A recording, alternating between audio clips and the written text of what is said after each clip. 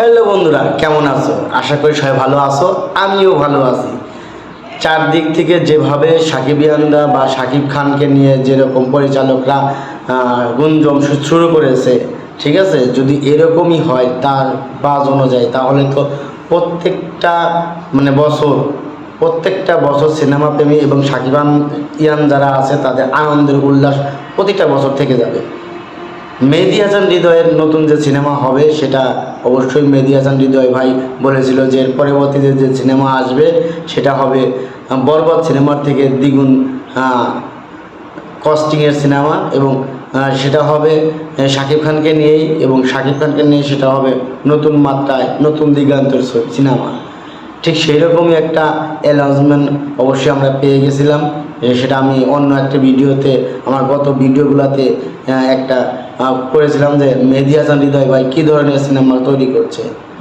ঠিক আমারও জানা মতে যে মেহেদী হাসান হৃদয় ভাই এখন থেকে সেই সিনেমা নিয়ে কাজ করছে, এবং এই সিনেমাটা রোজার ঈদ কিংবা কুরবানির যে কোনো একটা ঈদে শিডিউল পেয়ে যাবে, এইরকম একটা কথা বা এরকম একটা গুঞ্জন শুনতে পাচ্ছি।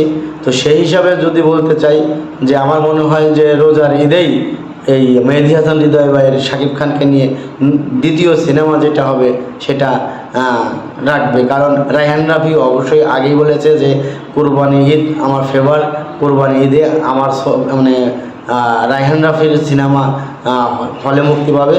সেদিক থেকে যে রোজার ঈদে তাহলে মেহেদী হাসান হৃদয়ের জন্য অপেক্ষা করছে ভালো কিছু।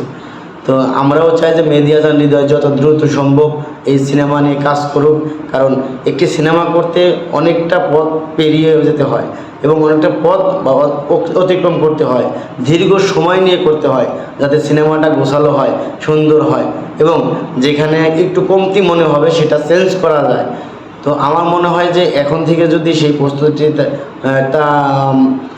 নিতে পারে মেহেদী হাসান হৃদয় ভাই, তাহলে আবারও বাংলাদেশের ইতিহাস গড়বে মেহেদী হাসান হৃদয় এবং শাকিব খানের দ্বিতীয় সিনেমা।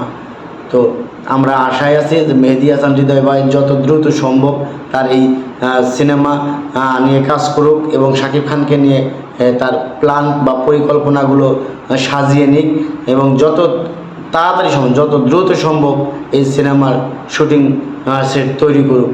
তো এই হিসাবে আজকে আমি আমার ভিডিও এখানে শেষ করব। শেষ করার আগে সবাইকে একটা কথা বলতে চাই, যারা যারা আমার চ্যানেলটিতে এখনও সাবস্ক্রাইব করেননি অবশ্যই সাবস্ক্রাইব করবেন, কারণ আপনাদের উৎসাহ পেলে আমাদের ভিডিও করার আগ্রহ বেড়ে যায়।